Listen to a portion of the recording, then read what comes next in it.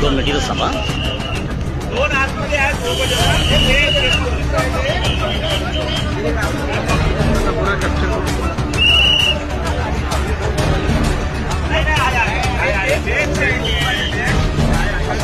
पकडून इथेच दाखवा.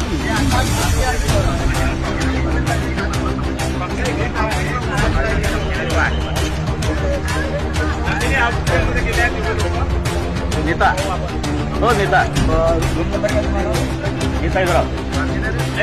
कंपनी के सेफ्टी